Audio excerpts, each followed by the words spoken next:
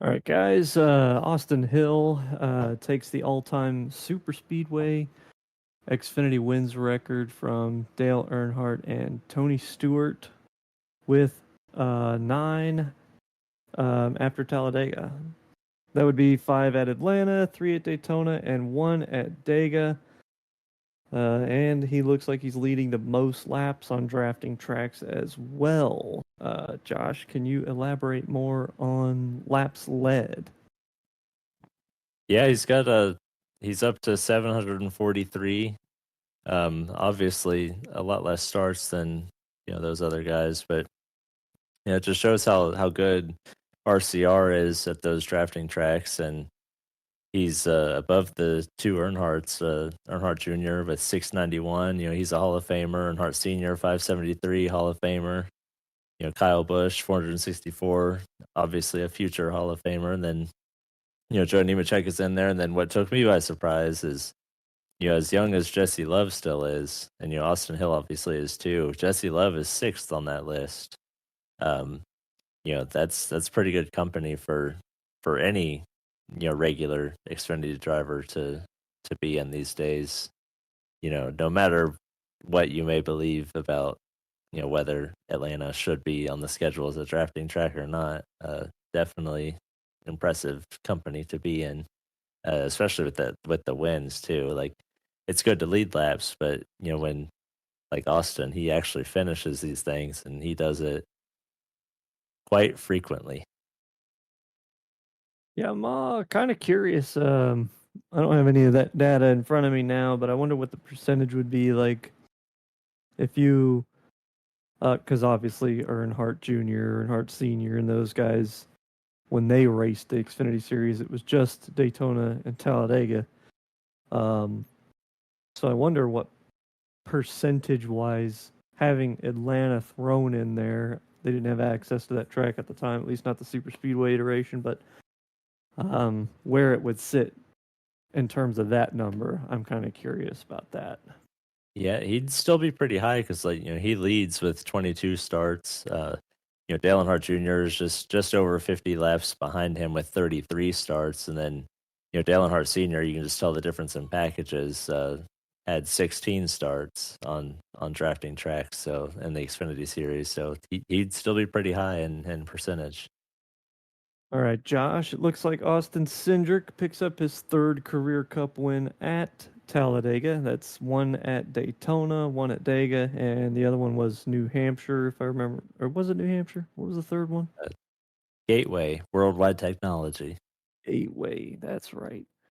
Um, but aside from that, it appears that these cup teams have figured out a way to make these restrictor plate races uh, arguably very boring to watch.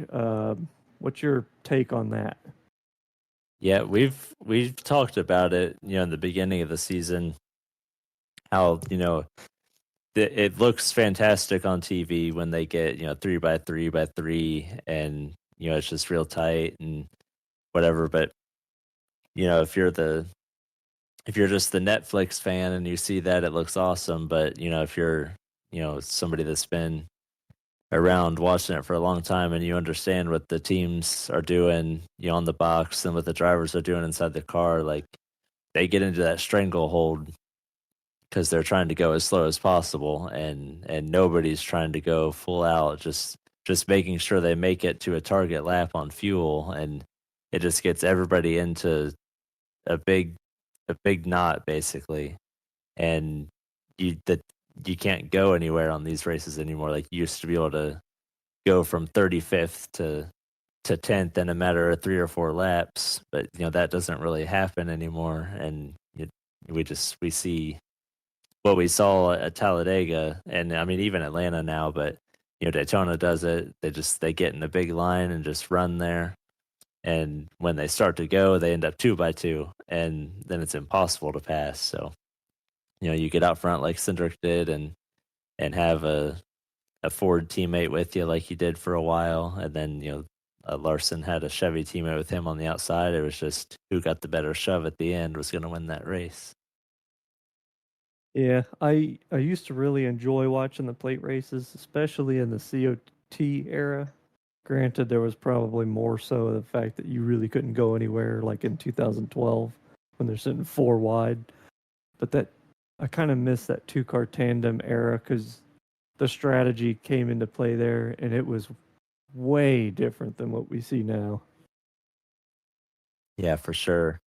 And then, outside of the race itself, Ryan Preece got his best career finish at Talladega, wiped out by disqualification. And Joey Logano got his first top five wiped out by disqualification as well. So a bad week for those two.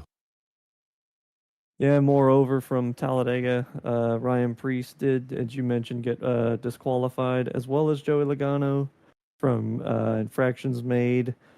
I want to say Preece had the rear spoiler infraction. I can't remember what Joey Logano's was, and but Logano ended up backing that up with a win at Texas. Do you, off top of your head, know what Logano got a penalty for?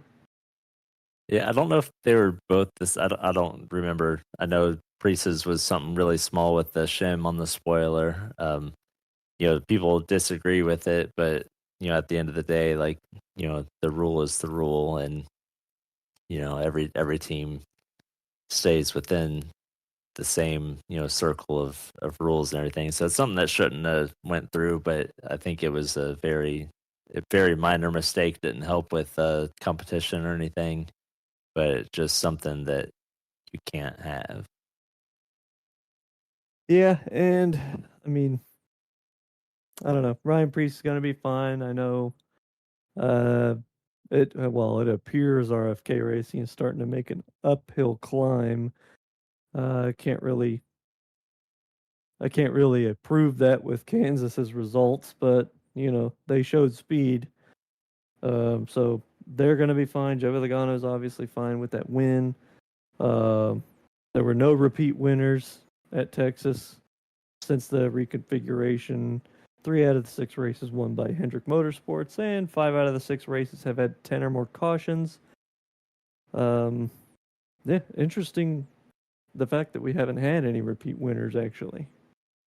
Yeah, those went to, yes, like you said, still no repeat winners, and then obviously Penske won, but that's now 6 out of the last 7 races at Texas that have more than 10 cautions. They had 12, and Oh wow. you think of something like that, that'd be Martinsville or Bristol or a bad race at Talladega or something. But Texas is so unique now with that repave and just unique turns that you try and get a little bit too much, and it's just like Darlington, like she comes and gets you. Yeah, I've went to one Texas race in my life, and first half of the race was pretty boring. But when they started getting them cautions together, then the race started to spice up a little bit. You probably had to see Chase Elliott win, didn't you?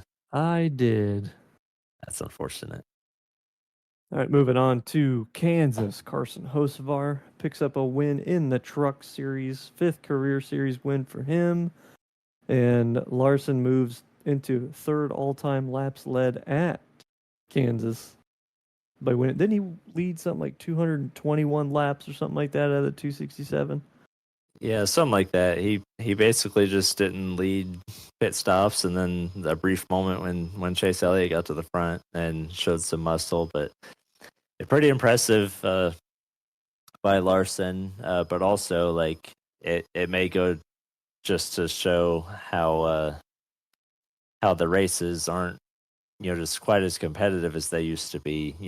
Jimmy Johnson, we know he used to dominate a lot, and I think his previous record was like 197 or something, and it's kind of crazy. So many years have passed, and something like that just gets beat. But on top of that, Kyle Larson just surpassed 10,000 laps led as well. So he's getting up there, and I think that was his 36th career win yesterday at Kansas. So he's and it's 3rd on the season. He's now tied with Christopher Bell. Yep, and you did also mention that Chase Elliott had the lead there for a little bit, ended up losing that due to pit stop issues. It appears that pit crew has not been atop their game. Even Brad Keselowski seemed to show some great pace there, at some point being one of the fastest cars on the racetrack, only to lose a tire from the second position. And even bad luck for Kyle Busch, running in the top 10 and getting knocked out of the pack there and into the inside wall. It's been a rough go for some of these guys. Yeah, that's three guys that have had really interesting seasons. You know, Chase Elliott, he's had fast cars, but he's had consistent finishes, but hasn't had like consistent race winning, you know, top 5 speed. But you know, Brad Keselowski has shown glimpses like he did at Kansas, and then the race just completely falls apart. And then Kyle Busch really isn't even showing glimpses. He'll just start in the back and wreck, but like he does eventually get to the front like he did at Texas and I think even Talladega, but something just ends up happening to him every single race. Like it'll be interesting for those two trying to get into the playoffs. Yes, indeed it will. Sucks being a Brad fan right now, but I still love the guy.